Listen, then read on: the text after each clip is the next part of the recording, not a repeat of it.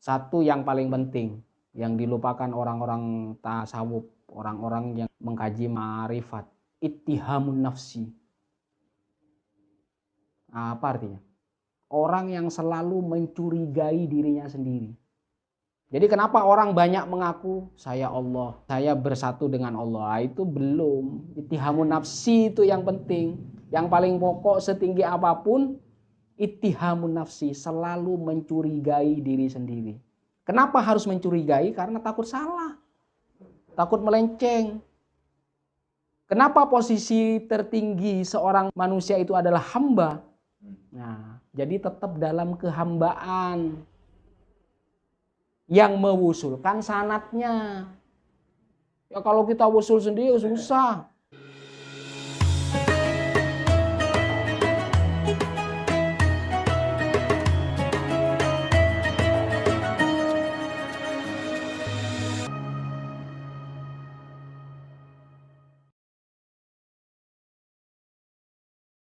Malaikat itu hamba Allah.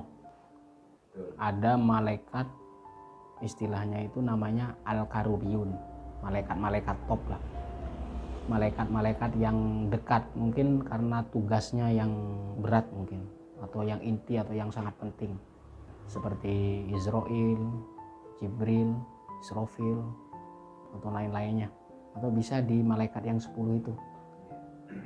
itu yang inti. Jadi yang dia itu taat yang pertama ke Allah. Jadi nggak bisa orang itu ngobrol misalkan sama malaikat tuh nggak bisa. Malaikat tuh hanya menjalankan tugas ke Allah. Mungkin hanya bisa menyela saja.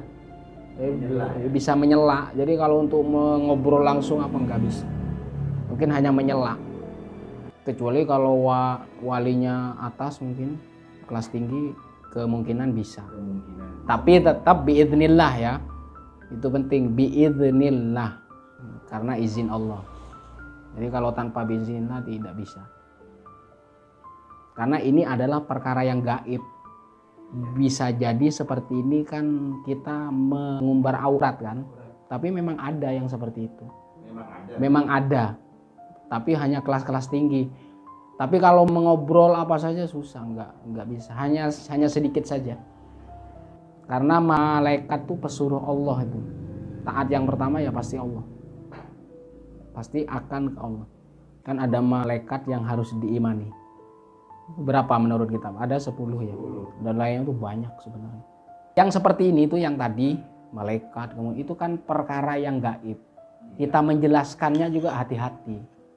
Karena ada teman-teman kita yang belum sampai ke sini gitu loh. Jadi memang pembahasan yang masuk akal. Saya berkali-kali ngomong ma'rifat tasawuf itu memperindah syariat kita. Kalau biasanya kita sering lah kita beribadah itu hanya di zahir saja.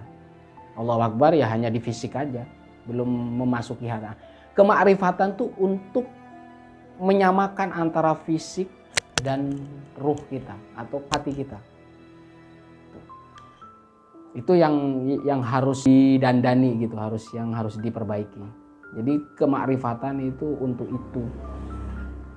Kalau hanya sebatas wusul, mau mewusul ke Allah ya susah. Biasanya kalau hanya mengkaji saja, biasanya yang datang itu jin. Bisa jin yang baik, jin kafir, bisa jin muslim. Cuman kalau sampai ke malaikat tuh agak susah juga. Karena dia harus naik tingkat alamnya, harus ke malakut dia. Biasanya orang yang nggak menjadi wali itu jatuhnya jadi gitu. Kalau nggak dukun, paranormal gitu. Atau orang-orang yang bisa mengobati.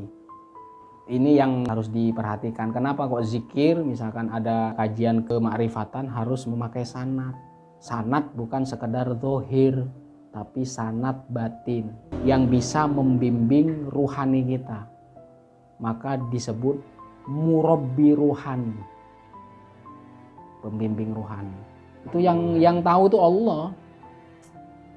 Kita mau berguru ke siapa, yang cocok sama siapa, ya Allah yang tahu.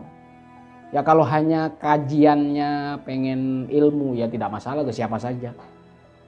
Cuman kalau menginjak ke rohani sampai membimbing kita itu harus lewat Allah. Itu pertemuan antara hamba, kekasih, dan Allah. Ini yang posisi salik yang paling tinggi. Tapi kalau hanya sekedar kajian, pengen tahu, pengen mendalami, ya silakan saja, nggak masalah. Mau zikir dari yang dibuat gurunya silahkan, atau yang melalui hadis Rasulullah. Jadi jangan dikira orang yang belajar ma'rifat langsung mendapatkan pangkat, yang nggak bisa, susah. Satu yang paling penting, yang dilupakan orang-orang tasawuf, orang-orang yang mengkaji ma'rifat, ittihamun nafsi.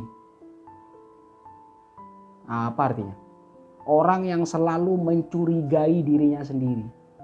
Jadi kenapa orang banyak mengaku saya Allah, saya bersatu dengan Allah? Itu belum. Ittihamun nafsi itu yang penting.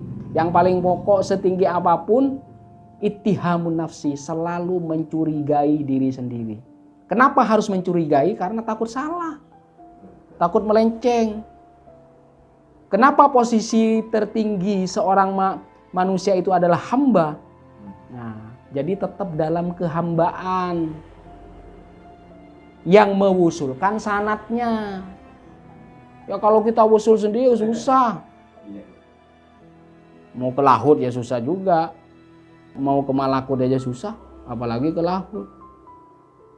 Biasanya akhir-akhirnya Jabarut, paling jadi dukun, paranormal, tukang obat. Ya selama itu positif tidak masalah. Mau jadi paranormal yang penting bisa mengobati ya nggak masalah. Itu membantu orang lain namanya. Itu tetap bermanfaat. Meskipun pakai hodam jin gitu, kayak gitu. Tapi kalau hodam jin tanggung juga. Hodam iblis coba berani nggak? Pasti nggak bakal mau dia kalau hodam iblis. Disuruh menghormati Adam aja tidak mau. Apalagi menjadi pembantunya dia. Nabi bukan kan begitu. Ya pasti yang hodam, yang nama hodam ya pasti ada jinnya. Cuman kalau iblis nggak mungkin dia. Iblis mah pintar iblis. Jadi kalau kemakrifatan usul susah. Tapi kajian kemakrifatan untuk mendandani syariat kita, ibadah kita, bermuamalah kita, nah itu baru keren. Memurnikan hati, menata hati. Nah, hasilnya apa? Akhlak yang baik. Akhlak yang baik mestinya. Jadi dia tidak mengingkari orang yang hanya beribadah secara zahir saja. Biasa itu. Ada yang zahir, ada yang lahir dan batin, kan begitu. Biar kamu itu meniti jalan, biar kamu bersalik itu benar-benar apa yang menjadi tujuan kamu itu apa. Itu biar jelas. Kalau pengen ilmu misalkan, pengen tahu pengetahuan ya sih bagus. Tapi ilmu kalau tidak dipakai ya buat apa? Ilmu yang menata benar, harus ada pelaksanaan. Guru saya selalu bilang, apapun ilmunya yang penting pelaksanaannya. Mau setinggi apapun, pelaksanaannya. Pelaksanaan adalah hakikatnya. Buat apa dia belajar tasawuf, belajar kemarifatan, jadi nggak ada pelaksanaan. Jadi biar lebih pinter tuh kamu. Jadi biar kamu mengkajinya itu jangan sekedar tahu begini, malah jelimet. Dapat pangkat kagak, itunya tambah stres, tambah pusing. Yang dikhawatirkan yang datang saya setelah zikir melihat sesuatu itu bukan, salah, batal, itu bukan kayak gitu. Oh, banyak sekali ini. Ada yang sampai yang datang ke saya itu ada yang apa itu sampai gila, sampai enggak tingkat kesadarannya udah enggak ada. Itu bukan kemaslahatan namanya, bikin orang pusing. Ditambah problematika hidup dia kan. Iya. Jadi kayak gitu. Jadi kemakrifatan tuh menambah lembut hatinya, keren. Lebih qanaah itu bagus. Itu kan yang praktek. Lebih punya daya tahan yang tinggi. Jadi setiap hari itu menahan terus kan, kalau seperti itu. Nah, hasilnya adalah dia bertambah lama, bertambah bijaksana. Orang yang berbeda bukan malah menyalahkan, tapi menerima dengan lapang dada. Itu seperti itu.